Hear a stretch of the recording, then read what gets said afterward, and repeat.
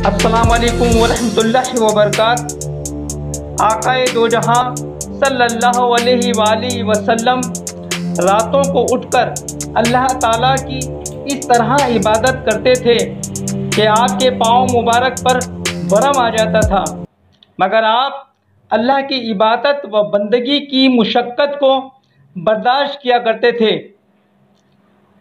इसमें हमारे लिए सबक है कि हम कठिन से कठिन हालात का डटकर मुकाबला करें, अल्लाह पर मुकम्मल एतमाद व यकीन रखें। हमारे मुश्किल हालात को वही खालिक़े कायनात आसान फरमाने वाला है। हमें चाहिए कि हम भी रातों को उठकर अल्लाह के हुजूर अपने गुनाहों की माफ़ी मांगें और नवाफिल अदा करें। सहाबाए कराम बुजुर्गान दीन का भी यही अमल रहा है। वो अपनी रातों को अल्लाह के ज़िक्र व फ़िक्र और इबादत से ज़िंदा रखा करते थे।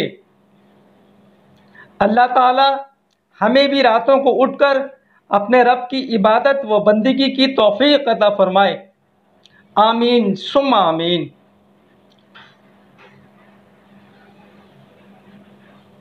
तेरहवें रोज़े को अपनी नमाज़ों में ये वज़ाइफ शामिल कर लें।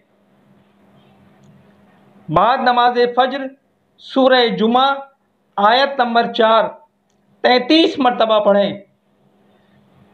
बाद नमाज ज़ोहर सूरह फ़ल्क 47 मरतबा पढ़ें।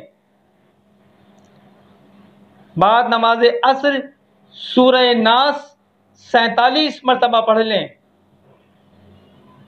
बाद नमाज मगरिब दुआए निजात 11 मरतबा पढ़ें।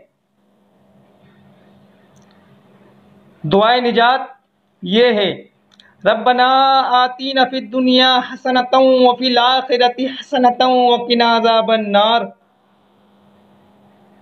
बाद नमाज ईशा सलातुल हाजात 4 रकत निफ्ल अदा करें।